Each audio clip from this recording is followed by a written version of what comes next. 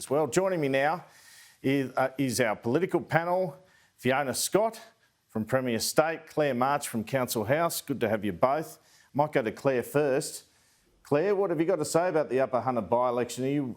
What do you think about Labor's prospects at the federal election in terms of keeping hold or gaining again this blue-collar base?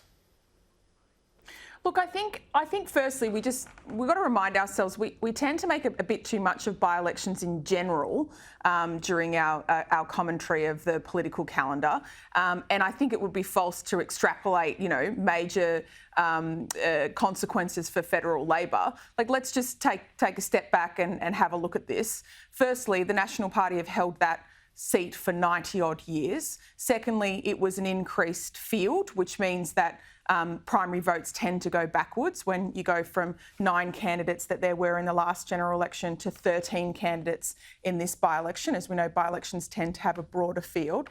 And thirdly, oppositions all over the world and indeed our country are doing it their toughest during COVID. So I think that's why there isn't necessarily a big warning signal there for federal Labor. This is a state seat here, we must remember. And I think that's why Minister Birmingham, has said as much himself, in the same way as we saw the federal coalition defending the Liberal coalition party's result in WA.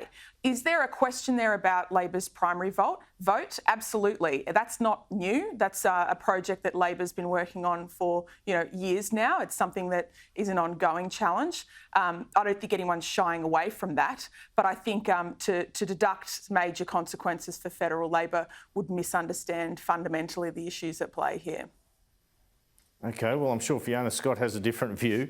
Do you think Scott Morrison now has a chance of 1 to 3 seats in the Hunter? Is that how you're interpreting this result? Well, Andrew, you and I have seen lots of things over the llast few months. I think Scott Morrison has thought he's had a chance in 3 seats up there in the Hunter, including Patterson, Shortland, and, of course, Patterson, Shortland and Hunter. And Joel Fitzgibbon thinks that has a chance. I mean, you look at what Joel Fitzgibbon's rhetoric has said. I mean, he has said already that he believes the Labor brand is broken in those exact places. Joel Fitzgibbon suffered a 9.5% swing at the last election. So, look, there definitely is an issue here. There's definitely an issue when you even look further north to the fact that nobody's getting inroads in people like Bob Katter's seat of Kennedy. So, I mean, I think there is definitely things that can be extrapolated across what's gone on in the Hunter this week. But it does go to show that whilst the Labor Party does continue to err to the left here, they are cutting off their traditional base of people that have lived in the Hunter and have traditionally supported Labor for a very long time. Fiona, Claire, thanks so much for your time.